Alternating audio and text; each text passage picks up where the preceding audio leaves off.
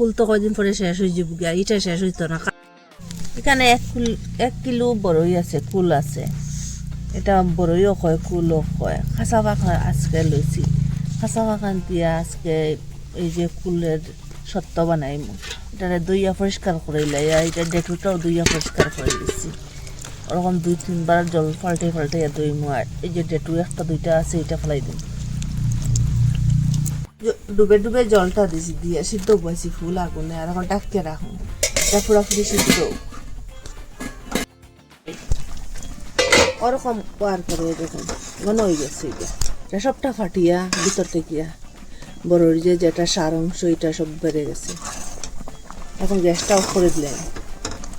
এখানে জল আছে 1 কাপের মতো, আর গুড় দিলাম আরও এখানে। এখন গুড়টা গলুক, এটার মধ্যে বালু উলু থাকলে পরে চাকিলে।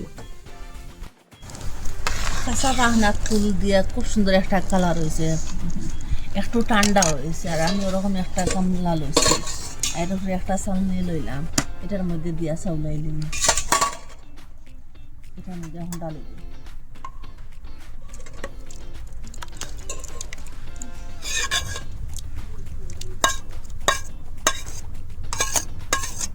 এই যে বাকলটা, সিল্কাটা আর বীজটা চালনির মধ্যে রইব, আর যে জুসটা নিচে দিয়ে যাইব গিয়া।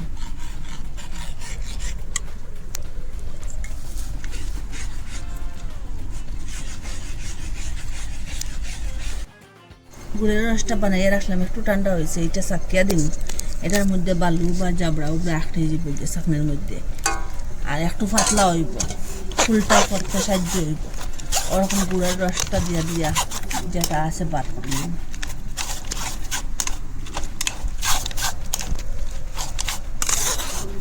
শুকনা মরিচের ধনিয়া দিয়া দিচ্ছি এখানে। আর এখন ওই যে এখানে জিরা, খালি জিরা, মেথি, এলাচ, ডালচিনি, গোলমরিচ আর সব, আর তেজপাতা এখন দিয়ে দিলাম, সবটা বাজি।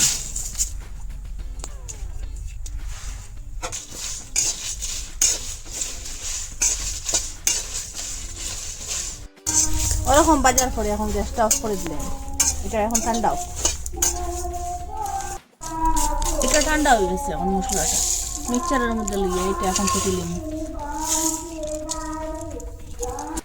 এখানে তেল দিলাম একটু কড়াইয়ের মধ্যে, 5 ফোড়ন আর 1 চামচ দিলাম। এখানে গুড়ের আর ফুলের যে জুস বানিয়ে রাখলাম, এটা এখন দিলাম।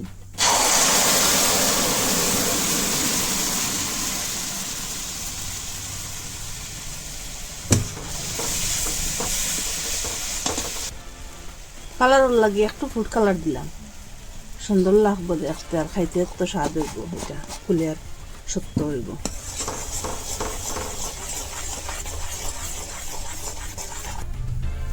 অর্ধেক চামচ হলুদ গুঁড়া দিলাম এখানে,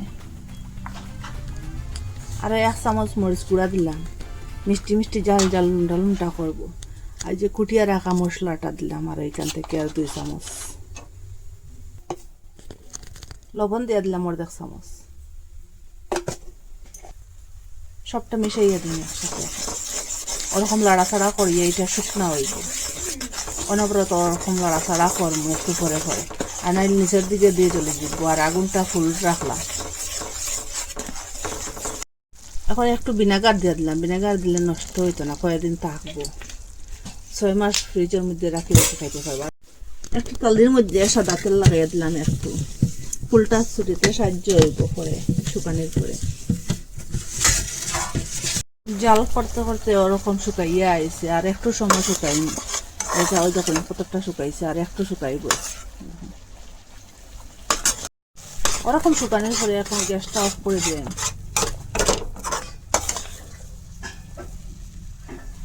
এর মধ্যে তেল লাগাইয়া রাখলাম, এটার মধ্যে এখন ডালি দিলাম সবটা।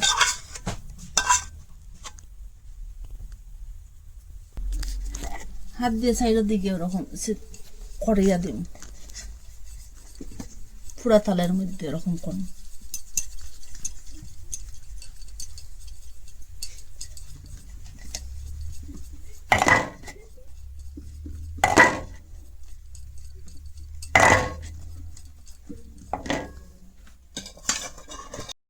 ফুলের 70টা রোদের মধ্যে দিয়েছিলাম, 2 দিন হয়েছে শুকাই গেছে পুরা।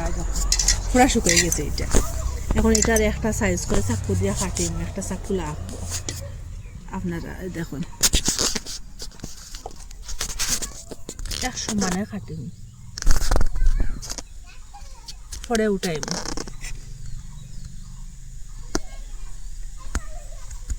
ওরকম করে কাটিম। এখন একটু সাইডটা কাটিয়া দিন, তাড়াতাড়ি উঠিব।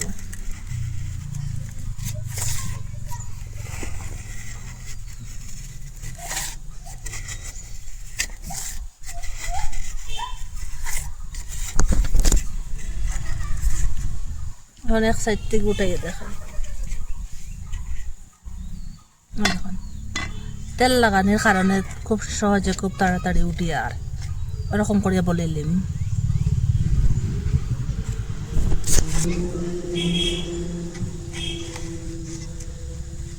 ওরকম করে সবটা উঠাই। এই দেখুন দেখতেও সুন্দর আর খাইতেও স্বাদ। ওরকম বলিয়া বলিয়া ওই দেখুন কাঁচর ডিবার মধ্যে ঢুকিয়ে রাখে দিলাম। আর যে সময় খাইবার ইচ্ছা করবো ওরকম করে আবার বাকড়িয়া খাইতে পারবা।